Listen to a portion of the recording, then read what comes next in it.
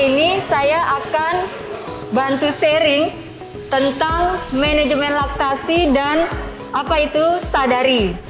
Nanti kita akan sedikit ada tanya jawab dan akan saya sedikit jelaskan bagaimana kita cara menyusui yang baik dan benar. Oke, baik. Bunda pasti tahu dong apa itu manfaat ASI. Manfaat ASI ini sangat luar biasa, sangat banyak. Yang pertama yaitu ASI mengandung gizi yang penting untuk bayi. Jadi semua gizi yang ada di ASI ini semua terdapat di ASI. Dari karbohidrat, laktosa, protein, dan semuanya terdapat di ASI tersebut. Kedua, manfaat dari kita memberikan ASI yaitu membantu kecerdasan bayi pastinya.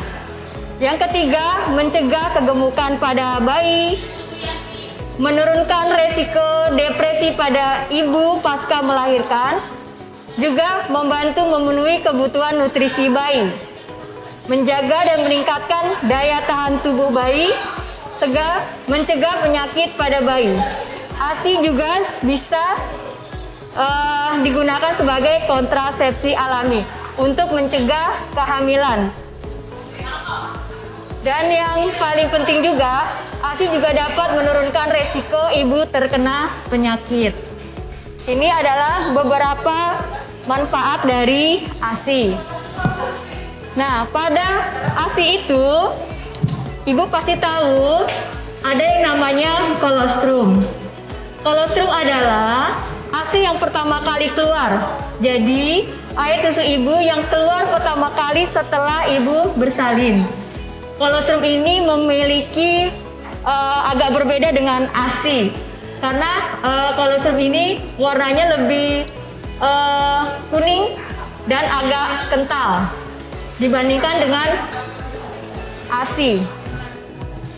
Biasanya kolostrum ini akan ada pada hari pertama dan hari kedua setelah ibu melahirkan.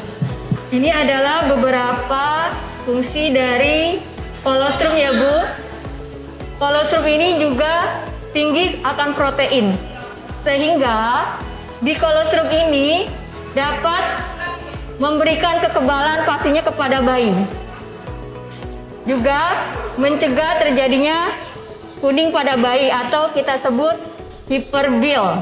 Jadi suka kan bayi baru lahir itu terkadang bayinya kuning Bu. Itu karena tidak diberikan kolostrum salah satunya. Yang keempat, fungsi dari kolostrum yaitu untuk melapisi saluran pencernaan bayi dari infeksi. Karena kan pencernaan bayi pastinya belum sempurna. Pada kesempatan kali ini saya akan memberikan sebenarnya manajemen laktasi ini sangat luas. Pada kesempatan kali ini saya akan memberikan bagaimana cara kita menyusui bayi, kegiatan menyusui. Yang terpenting adalah pada saat kita menyusui ada 6 faktor yang harus ibu perhatikan. Yang pertama yaitu kondisi ibu. Pada saat ibu mau menyusui, kondisi ibu harus nyaman. Karena proses menyusui itu tidak sebentar, 20 sampai 30 menit. Itu yang pertama. Yang kedua yang harus ibu perhatikan adalah kondisi dari bayinya. Ketika bayinya sedang tidur, pasti dia tidak mau menyusu. Jadi kita harus bangunkan bayinya dulu sebelum kita mau menyusui bayi. Yang ketiga yang harus kita perhatikan yaitu kondisi payudara ibu. Kalau kondisi payudara ibu bengkak atau ada yang namanya puting lecet, itu juga salah satu kendala kenapa bayi dan ibu susah untuk menyusui. Yang keempat yang harus ibu perhatikan yaitu posisi bayi. Ini yang penting, posisi bayi pada saat menyusui. Nah, pada kesempatan kali ini saya akan sedikit sharing tentang bagaimana posisi bayi pada saat menyusui. Dan yang kelima yang harus ibu perhatikan yaitu pelekatan dari bayi terhadap payudara ibu. Dan yang keenam yang harus kita perhatikan yaitu hisapan bayinya itu sendiri bagaimana.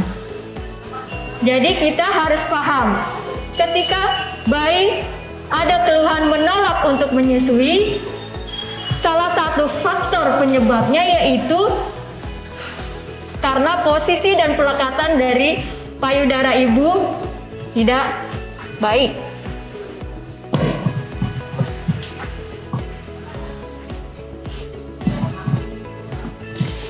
Nah ini ya Bu yang harus Ibu perhatikan posisi pada saat menyusui ya, posisi bayi pada saat menyusui.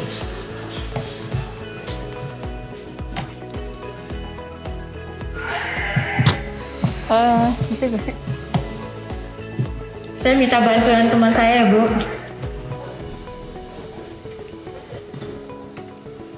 Jadi posisi pada saat menyusui yang harus Ibu perhatikan yaitu ada 4 faktor. Ada 4 ya Bu yang harus perhatikan sama Ibu di posisi bayi ini. Yang pertama, cara Ibu memegang kepala bayi ini ya. Jadi kepala bayi ini, dari kepala bayi, telinga, bahu harus tegak lurus. Harus lurus. Ya, pertama harus lurus. Dan yang kedua, posisinya bayinya harus ditopang semuanya. Seperti ini, harus ditopang. Dari kepala sampai bokongnya. Jadi bayinya harus ditopang secara baik. Seperti ini. Yang ketiga, tubuh ibu harus menempel atau didekap atau digendong sama ibu seperti ini. Sehingga perut bayi dan perut ibu saling bertemu. Itu yang ketiga yang harus diperhatikan. Yang terakhir, seluruh tubuh bayi, tidak hanya bagian leher aja. Kadang-kadang ibu menetei yang dipegang ini aja. Tidak bokongnya, tidak secara keseluruhan. Jadi harus seperti ini. Kepala, telinga bayi, bahu harus lurus. Seluruh badan bayi ditopang. Dekap bayi seperti ini sehingga perut bayi dengan perut ibunya bertemu. Seperti ini yang harus ibu perhatikan pada saat menyusui bayi. Ya. Kadang-kadang dari faktor posisi bayi yang tidak baik bisa menyebabkan bayinya tidak mau netek. Atau istilahnya bayi menolak untuk menyusui karena posisi si bayinya tidak nyaman, tidak benar. Itu salah satu faktor yang menyebabkan bayi menolak untuk menyusui. Jadi ibu harus ingat 4 kunci utama ini. Kepala bayi dalam posisi lurus, bayi menghadap payudara, dekap bayi, topang seluruh badan bayi sampai bokong, tidak hanya kepala dan leher. Ini nanti bisa salah satu ibu maju ke depan untuk saya bantu untuk bagaimana cara menyusui posisi bayi yang benar. Ini ya Bu.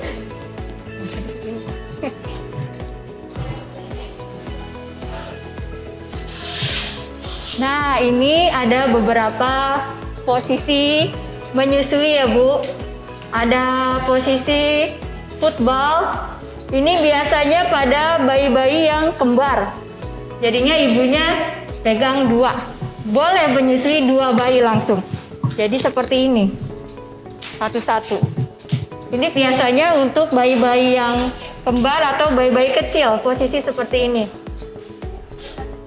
Posisi football.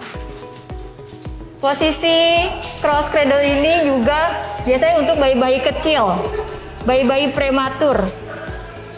Jadinya langsung disanggah memakai bantuan bantal.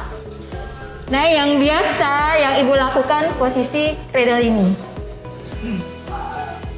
Ini adalah posisi ketika bayi kadang-kadang hari keempat, hari kelima, ASI ibunya itu sangat banyak sampai melebihi dari hari biasanya seperti biasanya.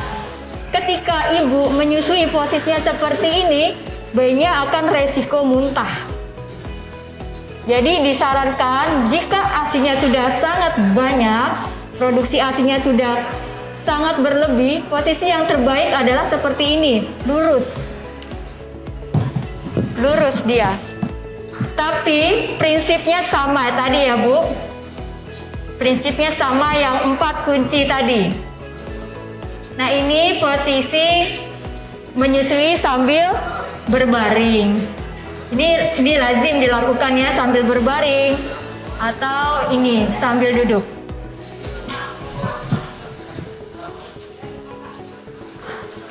Nah, yang tadi saya jelaskan tadi bagaimana posisi menyusui yang baik.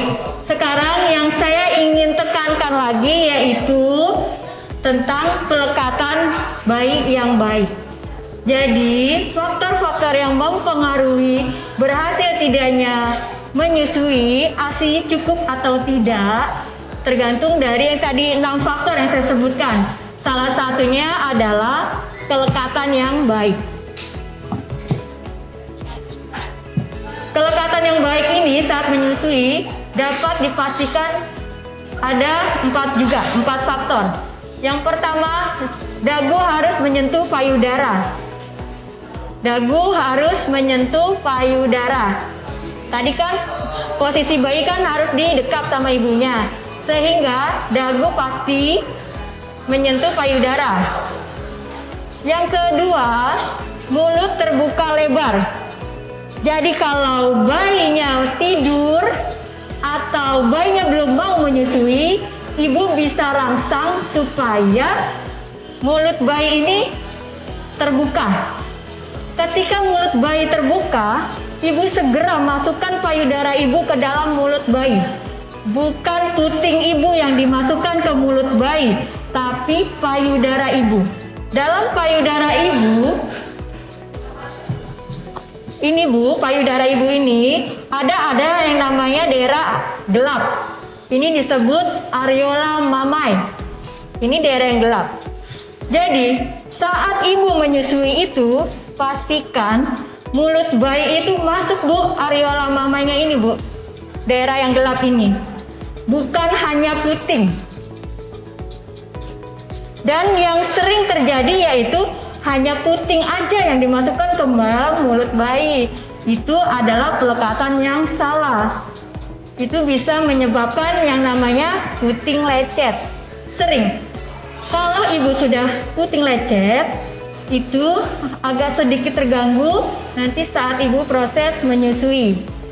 Ya. Terus yang terakhir, pada saat menyusui, pelekatan yang baik itu daerah tadi yang saya sebutkan ya, daerah areola mammae yang atas harus terlihat sedikit ya. Nih Bu, lebih banyak daerah areola yang di atas mulut bayi dibandingkan yang bagian bawah. Boleh saya minta tolong satu ibu maju? Ibu bisa bantu saya? Ya Ibu. Makasih ya Bu. Nanti Ibu akan saya bantu bagaimana cara posisi bayi pada saat menyusui dan pelekatannya ya Bu. Yang tadi sudah saya jelaskan sedikit. Ya, ceritanya ibunya mau menyusui. Ibu hamil berapa minggu Bu? 28 minggu.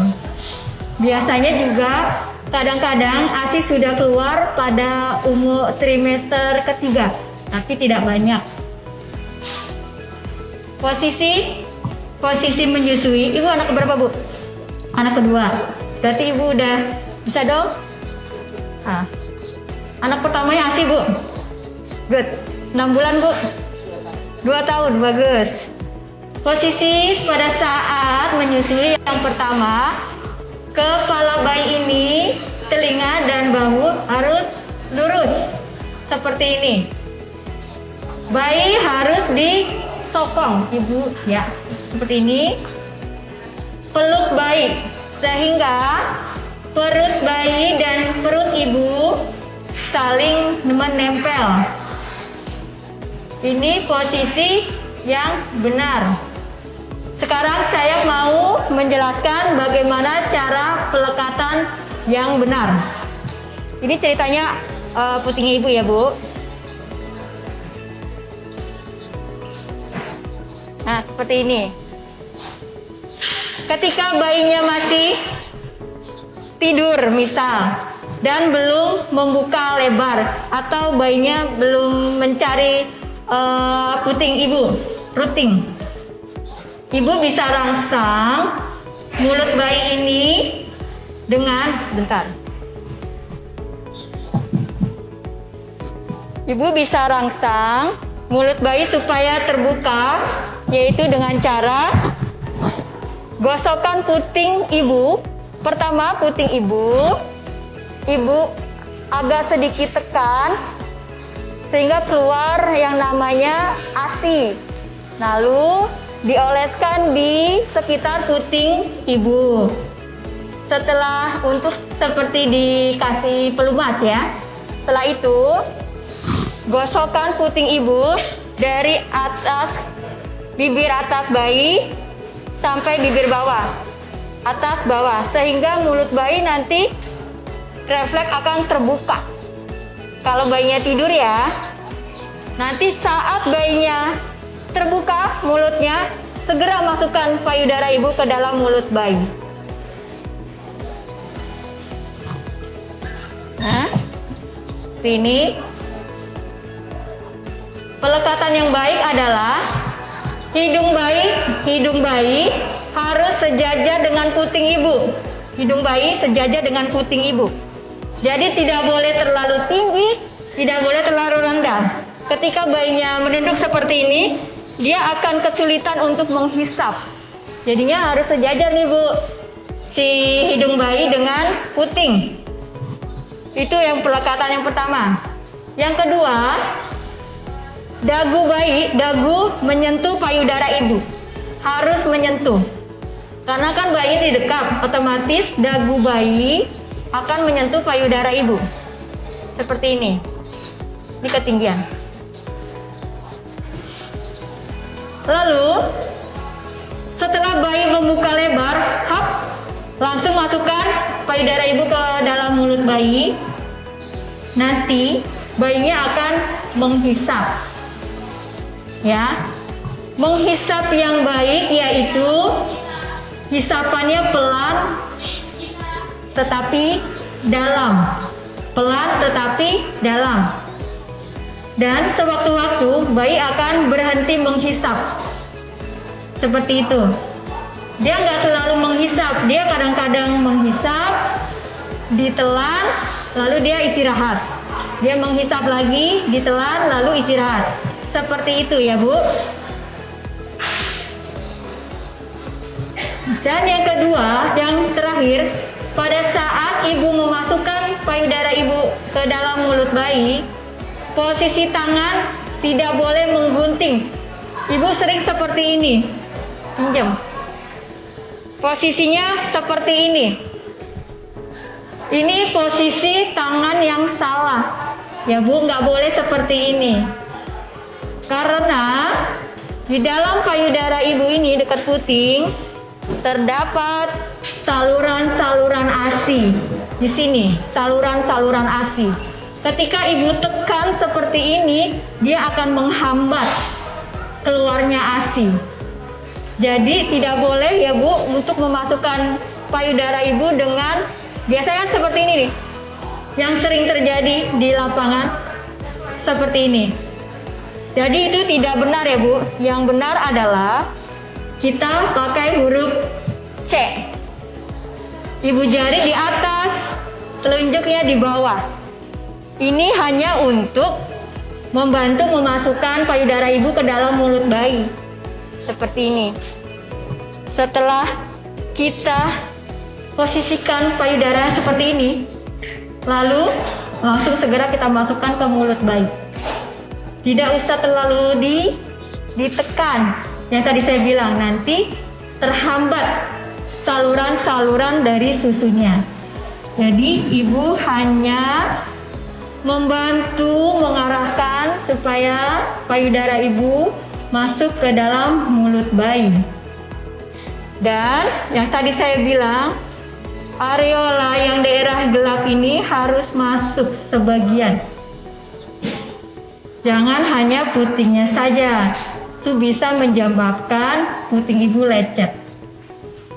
Setelah payudara masuk ke mulut bayi, bayi akan menghisap. Dan hisapan kalau posisinya dan pelekatannya baik, dia akan menghisap pelan dalam. Tetapi ada waktunya dia istirahat untuk menghisap. Seperti itu ya Bu, cara pelekatannya. Pertama, harus hidung bayi sejajar atau di depan puting. Dagu bayi harus menyentuh payudara ibu. Daerah yang gelap sebagian besar harus masuk ke dalam mulut bayi. Nah, seperti itu ya Bu. Nanti bisa Ibu lakukan pada saat nanti setelah melahirkan. Terima kasih banyak Ibu. Beri tepuk tangan buat ibunya, terima kasih. Lanjut ya Bu. Jadi itu yang perlu Ibu pahami tadi ya, 4 faktor tadi ya. Bagaimana posisi bayi pada saat menyusu dan bagaimana pelekatan bayi pada saat menyusu. Nah, ini contohnya. Dagu harus menyentuh payudara. Bagian areola nggak kelihatan kan Bu? Semua masuk ke dalam mulut bayi. Bibir atas keluar dan bibir bawah lebar, doer. Jadi masuk semua. Jadi yang menghisap itu, jadi si lidah ini, lidah bayi nggak ketemu yang namanya puting ibu. Jadi dia dengan hisapan ditarik, saluran ASI-nya dia akan keluar ASI. Seperti itu. Kalau salah pelekatannya bisa menyebabkan tadi ya Bu, puting lecet. Nah, ini adalah salah satu penyebab ASI kurang, yaitu menyusunya tidak sering. Maksudnya tidak sering, jadi ibu harus menyusui sesuka bayi. Kan biasanya setiap 2 jam, tidak, itu salah. Jadi menyusui harus sesuka bayi, kapanpun. Yang kedua, menyusuinya terlalu cepat dan buru-buru. Biasanya kalau posisi atau pelekatannya tidak baik, bayinya tidak mau menyusu lama-lama. Yang ketiga, tidak menyusui di malam hari. Nah, ini Bu, menyusui di malam hari ini sangat penting. Ketika ibu bekerja, kan diperah tuh ASI-nya. Nah, pada saat malam hari, usahakan bayi tidur dengan ibu. Sehingga bayi akan lebih intens untuk menyusu atau mendapat ASI. Yang keempat, penyebab ASI kurang yaitu salah tadi ya, salah posisi bayi. Yang kelima, refleks oksitosin jelek. Ibu, dalam menyusui ini ada beberapa faktor hormon. Ada yang namanya hormon oksitosin. Hormon oksitosin ini keluar tergantung dari tingkat happy-nya ibu. Makanya kita sebut hormon oksitosin ini hormon happy. Kalau ibunya nggak happy, ibunya nggak nyaman, maka akan sangat mempengaruhi produksi ASI. Jadi ibu pada saat menyusui, ibu harus happy, harus nyaman, harus bahagia. Ini adalah peran dari suami nanti nih ya, dibantu ibunya pada saat proses menyusui. Suami ini harus bantu sehingga ibunya rileks. Ketika ibunya sedang menyusui, suaminya pijetin punggung ibunya. Itu salah satu faktor penyebab hormon happy-nya keluar. Ya. Jadi bapaknya kalau ibunya capek lelah nyatein, bapaknya bisa bantu untuk mengganti pampers. Ya kayak gitu ya Pak. Jadi saling mendukung. Biar si ibunya happy, sehingga hormon oksitosinnya keluar, sehingga produksi ASInya banyak. Dan yang terakhir yaitu adanya payudara bengkak atau infeksi pada payudara. Yang tadi saya bilang, kalau salah posisi menyusui atau salah pelekatan bayi bisa menyebabkan ibu jadi kurang nyaman untuk menyusui sehingga payudaranya bengkak. Karena payudaranya bengkak, ASInya agak terhambat keluar. Seperti itu.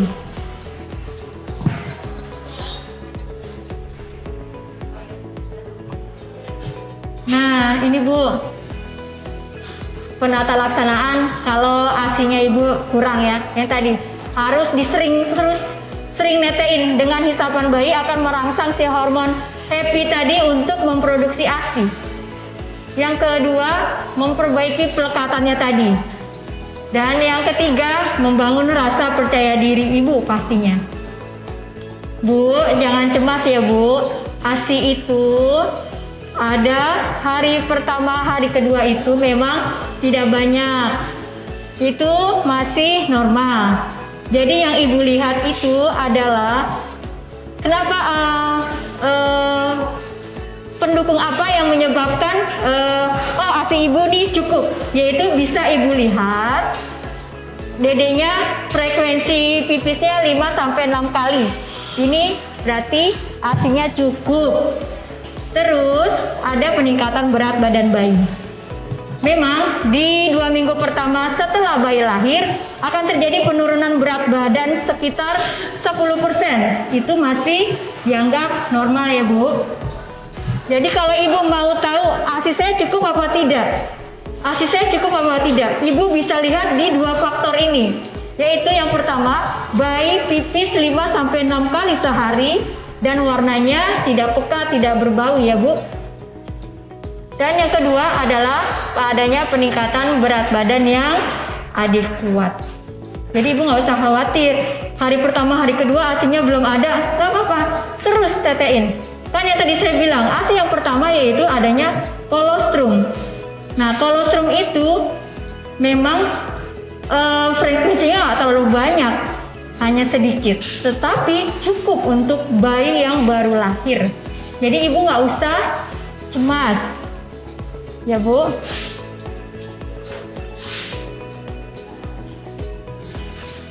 Oke, tadi kita sudah membahas tentang masalah manajemen laktasi. Manajemen laktasi itu banyak banget. Nah, pada kesempatan kali ini saya hanya fokus bagaimana posisi bayi dan cara pelekatan bayi yang baik dan benar, dan apakah ASI ibu sudah cukup atau tidak dilihat dari faktor yang tadi Ibu 2. Lanjut kita ke pemeriksaan payudara sendiri atau kita sebut dengan sadari. Bu, kita harus tahu kondisi dari kesehatan kita, khususnya kondisi reproduksi wanita.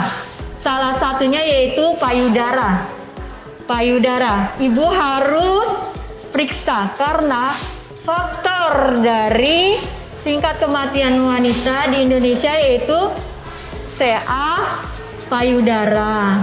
Jadi ibu harus screening sendiri untuk mendeteksi dini. Oh, payudara saya keadaannya sehat. Oh, keadaan payudara saya baik. Itu bisa ibu periksa sendiri di rumah. Ya.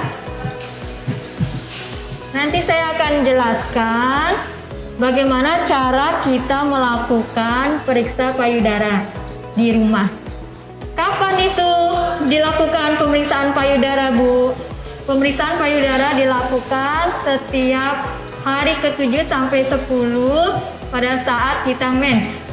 Misal kita mensnya hari Sabtu, Kita hitung tuh, Sabtu, Minggu, Senin, Selasa, Rabu, Kamis, Jumat. Jumat, Sabtu, Minggu bisa Ibu lakukan pemeriksaan sadari ini. Ya. Kan lebih baik mencegah daripada mengobati ya, Bu.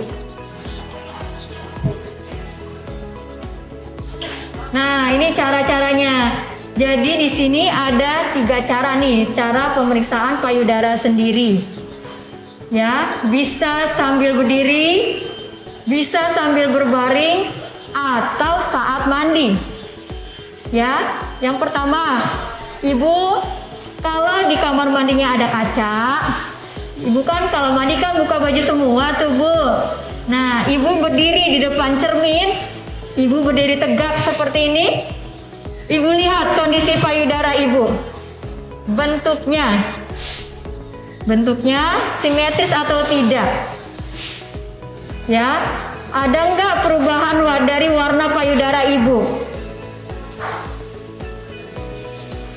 Nah, ini yang pertama kali ya, posisi berdiri di cermin. Seperti ini nih.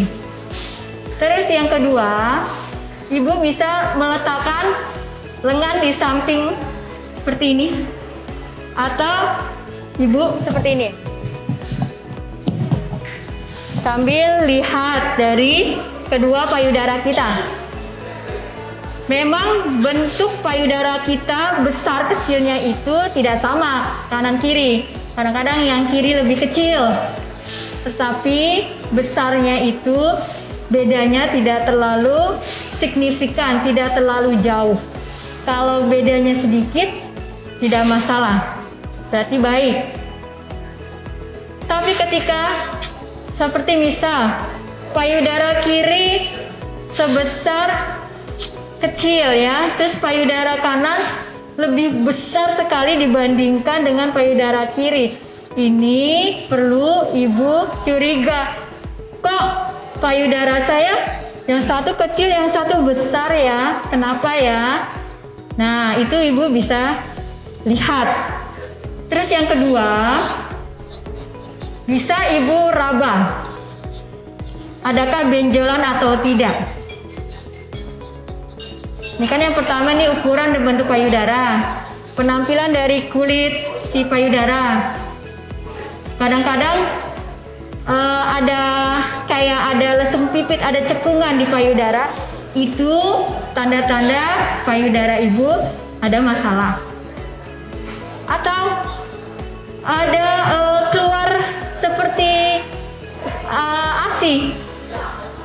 Itu juga salah satu kecurigaan kita, ini payudara saya kenapa ya.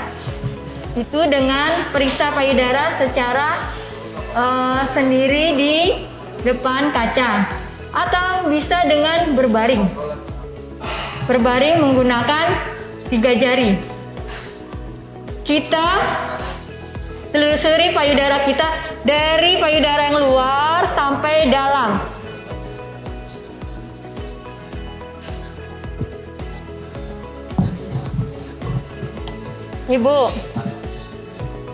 Ibu harus periksa dari luar sini, dari daerah luar dicek nih. Ibu kelilingin seperti ini sambil diraba. Ada gak teraba benjolan? Ada gak teraba luka atau lesung pipit tadi, ada cekungan sampai ke arah puting. Ketika sudah sampai ke puting, Ibu pencet sedikit.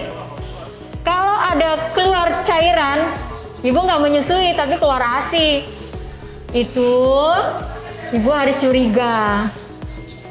Kok saya nggak hamil ada keluar cairan? Apalagi cairan yang keluar itu berbau, ya, kayak nanah kayak gitu ya. Itu harus segera diperiksa ke dokter. Seperti itu. Terus bisa juga Ibu dengan meletakkan kedua tangan di bawah bantal yang tangan kanan untuk periksa payudara yang sebelah kiri. Ini harus Ibu terus lakukan yang tadi 7 sampai 10 hari hari pertama ibu mens, ya Bu. Nah ini contoh yang di kamar mandi seperti biasa ya, yang tadi saya bilang ya. Dikelilingin nih payudara ibu nih, diputar. Nanti kalau yang sebelah kiri aman, pindah yang sebelah kanan. Seperti itu ya Bu. Ibu harus sayang pada diri sendiri. Ibu harus periksa payudara ibu. Sampai, oh ya saya lupa.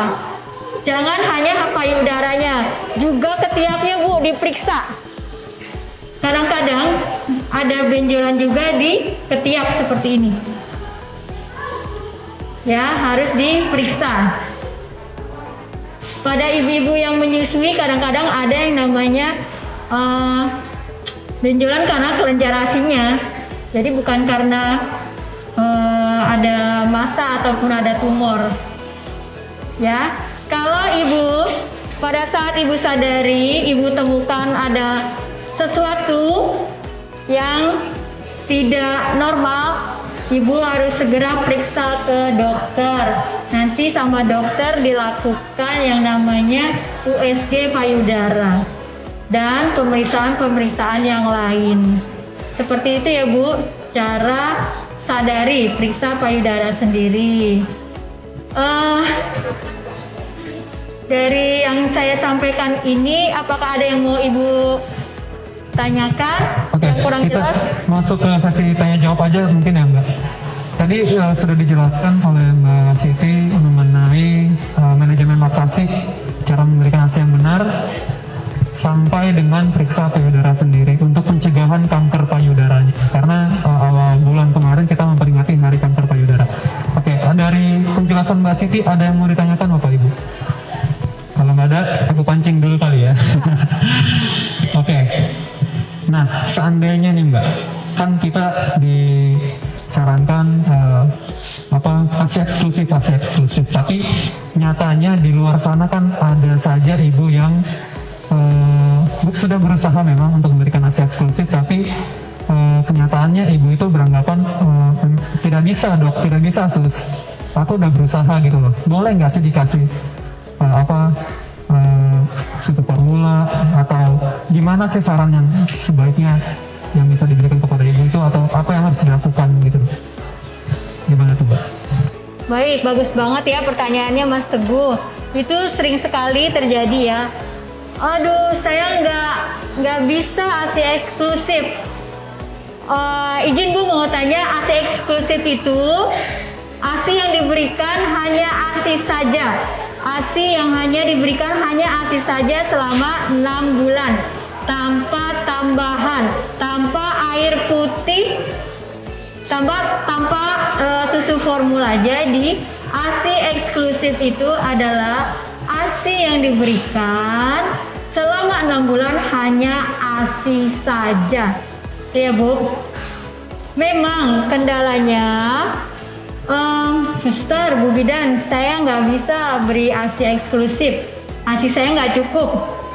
Bu Bidan, saya nggak bisa ASI eksklusif. Bayinya menolak menyusu. Bu Bidan, saya nggak bisa ASI eksklusif. Saya kerja. Dan saya kerja, saya capek. Jadi produksi ASI saya nggak cukup. Memang itu adalah beberapa faktor penyebab dari gagalnya pemberian ASI eksklusif. Tapi di sini pada kesempatan yang baik ini, saya Siti sangat mengharapkan ibu-ibu, calon ibu yang mau melahirkan ataupun yang sudah bersalin, coba diusahakan yaitu pemberian ASI eksklusif selama 6 bulan. Karena apa Bu? Karena ASI itu adalah makanan atau nutrisi baik terbaik. Tidak ada yang menyamakan. Dari komposisi ASI-nya sudah cukup. Dari vitaminnya sudah mencukupi nutrisi baik. Dari lemaknya sudah cukup. Laktosanya cukup. Semuanya sangat cukup di ASI itu. Jadi ketika ibu bekerja Bisa emang Bu Bidan kita kasih susu ASI eksklusif? Bisa, yaitu dengan cara memerah ASI. Nah, memerah ASI ini kan bisa nanti Ibu di kantor bisa memerah ASI. Jadi ASI itu bisa Ibu perah, bisa Ibu minta waktu sedikit di tempat kerja Ibu untuk merah ASI. Merah ASI kan bisa tuh pumping, bisa pakai tangan, bisa pakai alat. Sekarang sudah zamannya baik, udah maju. Jadi Ibu bisa memberikan ASI eksklusif walaupun Ibu bekerja. Ya Bu ya, karena kalau kita jadi ASI ini Bu bisa menambah kekebalan bayi Bu. Saya mengalami saya sendiri, anak pertama saya ASI eksklusif, anak kedua saya susu formula. Itu daya tahan tubuh anak saya yang pertama sama anak saya yang kedua beda. Anak saya yang kedua karena susu formula sering sakit, suka diare. Itulah kendala-kendala yang sering kita dapati, yaitu dengan pemberian susu formula. Jadi Bu, ASI itu Bu, pertama nutrisinya baik, yang kedua steril Bu, pasti steril, nggak perlu tuh di sterilin botolnya, nggak perlu, steril pastinya. Yang ketiga murah Bu, daripada Ibu beli susu formula lebih baik Ibu kasih ASI. Kan ASI yang diperah bisa disimpan di dalam kulkas, itu bisa bertahan sampai 3 bulan. Dan cara penyimpanannya pun harus benar supaya dari komposisi dari hasilnya tidak berubah. Ya Bu, harus semangat Bu pemberian ASI eksklusif. Bayi ASI memang sehat, bayi ASI memang cerdas, bayi ASI memang sehat, bayi ASI memang cerdas, bayi ASI memang cerdas.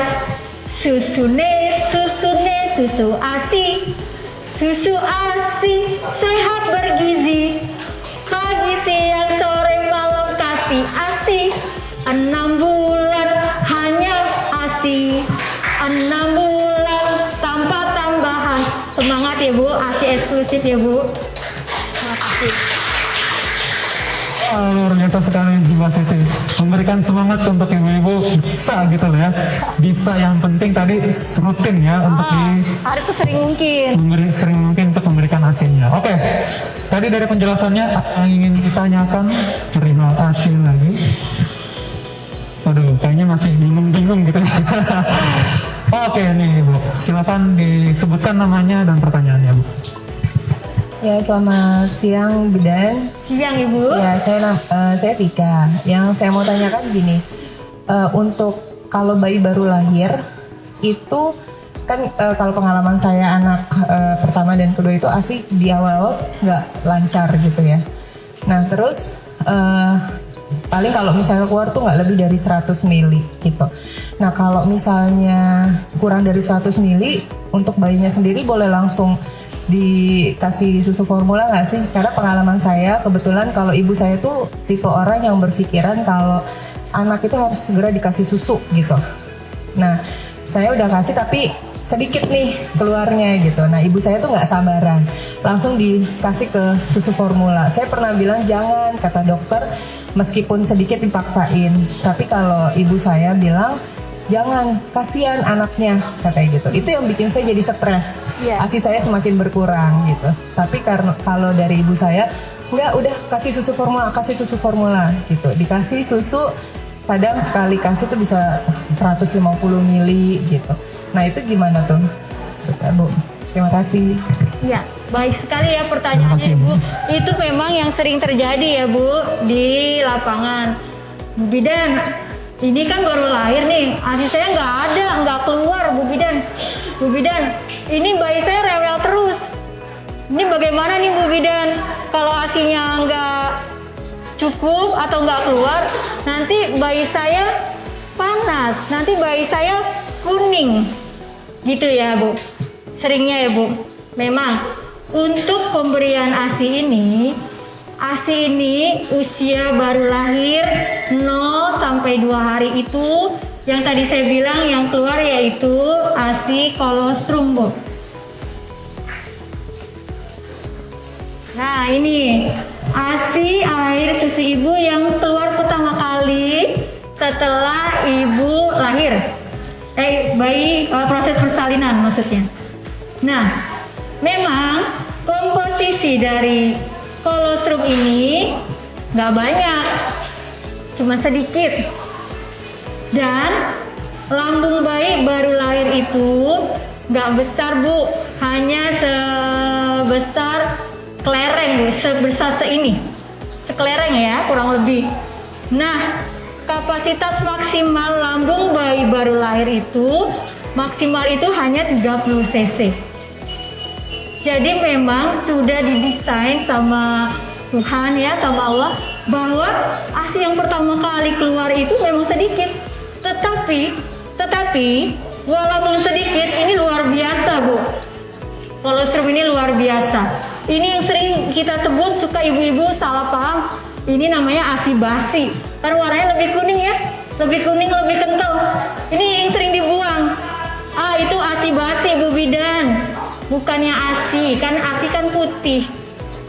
Itu yang salah. Jadi ASI yang pertama kali keluar adalah kolostrum. Dan jumlahnya hanya sedikit memang. Tetap harus kita kasih, Bu. Tetap harus kita susuin bayinya. Emang cukup, Bu Bidan? Cukup. Selama ibunya paham yang tadi saya bilang. Selama bayinya pipis, selama bayinya pup, itu ASI cukup. Apalagi baru lahir 0 sampai 2 hari. Itu cukup. Tinggal pemahaman kita memberikan motivasi ke keluarga kita ya, khususnya biasanya memang nenek. Nenek itu karena dia nggak tega melihat cucunya nangis. Sebenarnya bayi menangis itu bukan hanya karena dia lapar, dia haus, enggak. Mungkin karena bayinya nggak nyaman, pampersnya penuh lah, atau memang posisi yang tadi saya bilang, posisi dan pelekatan saat ibu menyusui tidak baik, sehingga menyebabkan bayinya sedikit menolak menyusu. Bukan menolak sebenarnya ya, Bu. Dia mulai belajar beradaptasi. Jadi ibu harus telaten, harus lebih sabar untuk menyusui. Ketika ibu nanti lahiran, hari pertama, hari baru lahir itu kan kadang-kadang masih banyak keluhan tuh ya, Bu. Misalnya kalau ibu lahirnya dengan lahir normal, masih sakit luka jahitannya, masih capek, masih ngantuk, bayinya rewel, ya kan, badannya pada sakit semua habis lahiran. Begitu juga dengan yang sesar misalnya, masih sakit daerah luka operasi, masih kurang nyaman menetein, itu tetap kita harus netein ya, Bu. Tetap, agar bayi ini dapat kolostrum. Yang tadi saya bilang, semakin ibu sering menyusui, semakin sering ibu menyusui, dengan hisapan bayi semakin sering, maka si otak ini akan merespon. Tuh, payudaranya udah kosong, harus diisi. Sehingga si hormon happy ini, oksitosin ini akan diproduksi dan akan merespon si otak untuk memproduksi ASI. Jadi tetap ibu harus menyusui sesering mungkin. Gak masalah, bayinya rewel, tetap kita coba. Mungkin bayinya rewel itu karena posisi dan pelekatannya tidak benar atau tidak baik, sehingga bayinya itu kayak tadi saya bilang, misal posisi bayinya puting, hidung bayi sama puting agak tinggi, jadi bayinya begini, jadi dia menghisapnya agak kesulitan, dia akan marah, dia akan frustasi bayinya. Atau terlalu ke bawah begini, jadi bayinya menunduk, otomatis dia akan kesel, udah capek diisap tapi ASI-nya nggak keluar. Itu mungkin karena faktor posisi yang tidak baik atau pelekatan yang tidak benar. Iya Bu, tetap Ibu harus dicoba sesering mungkin ditetein. Apalagi ini Bu, pada malam hari. Karena kita kan di Rumah Sakit Harapan Bunda ini rumah sakit sayang ibu dan bayi, jadi rawat gabung ibu dan bayi. Jadi bayi menyusui itu sesuka bayi, atau istilahnya ngejel. Bayinya nangis langsung dijejelin tete, bayinya nangis jejelin tete, ngejel. Itu semakin sering ibu netein, diharapkan produksi ASINya makin banyak. Iya Bu, nanti biasa hari ketiga, hari keempat lebih banyak nanti ASINya. Ya, tetap semangat dan harus telaten dan sabar ya. Ya. Bisa diterima Ibu? Baik. Semangat Bu. Oke, ada lagi yang ingin bertanya? Kita waktunya tinggal 5 menit lagi. Saya berikan waktu. Kalau tidak ada pertanyaan nih Mbak dari Instagram. Karena kita kebetulan sambil live juga nih, live Instagram. Mungkin Bapak Ibu yang belum tahu Instagram kita apa, bisa dicek di @harapanbunda_CKT. Yang sudah ketinggalan mengenai infonya pada siang hari ini nanti bisa dicek lagi di YouTube kita @harapanbunda_CKT. Kita posting ulang nanti di sana. Oke, ini sudah ada satu pertanyaan. Oh, dua. Oh, banyak ternyata. Oh, banyak ya. Coba aku lihat dulu ya. Oh, ini ada yang kasih saran di pijat laktasi, jangan stres, makan sayuran katuk, bayam, kelor. Itu aja jitu kok. Oke, mantap. Terima kasih Ibu Nisaki 12. Selanjutnya ini ada pertanyaan Bu Bidan. Janinku meninggal dalam kandungan usia 19 minggu. Setelah melahirkan, ASIku keluar deras dan minum Kripsa. Aku kurang paham sih Kripsanya Pak. Yang saya tanyakan, next kehamilan apakah mempengaruhi ASI selanjutnya dengan minum Kripsa? Kripsa itu apa sih? Aku kurang paham deh. Oh, jadi pada bayi-bayi yang meninggal di dalam kandungan itu kadang-kadang memang tubuh ketika ibu dinyatakan positif hamil, dia akan terjadi tuh perubahan, akan terjadi persiapan maupun dari persiapan rahimnya untuk tertanamnya janin maupun persiapan dari payudaranya. Jadi ketika bayinya meninggal, otomatis udah ada produksi ASI. Nah, Kripsa itu adalah obat untuk menghambat keluarnya ASI. Apakah mempengaruhi dengan kehamilan yang akan datang? Tidak, karena obat itu hanya dibutuhkan pada saat itu, yaitu untuk fungsinya menghambat produksi ASI. Karena kan tadi bayinya sudah meninggal ya, itu Mas Teguh. Terus yang pertanyaan yang pertama tadi ya, sayur katuk, sayur bangun-bangun, apa tuh kalau di Medan ya Bu, ada sayur bangun-bangun gitu. Terus daun kelor. Daun kelor, bisa gak itu menambah produksi ASI? Bisa saja. Itu kan salah satu faktor pendukung untuk produksi ASI. Jadi produksi ASI selain dari yang tadi yang saya sebutkan tadi, cara pelekatan posisi, juga nutrisi yang dikonsumsi oleh ibu juga sangat mempengaruhi produksi ASI. Itu Pak. Oke, baik. Terima kasih Bidan atas penjelasannya. Saya kira ada yang ingin bertanya? Oh, masih ada 1 menit lagi. 1 menit ya? 1 menit. Kalau sudah cukup, saya rasa kita bisa cukupkan sampai di sini. Semoga apa yang sudah dijelaskan oleh Bu Bidan Siti tadi bisa diterima untuk kita dan bisa dilakukan di kehidupan sehari-hari kita. Bisa kita aplikasikan ya. Baik, semoga bermanfaat edukasi pada siang hari ini. Sekian dari kami. Assalamualaikum warahmatullahi wabarakatuh. Salam sehat. Sehat.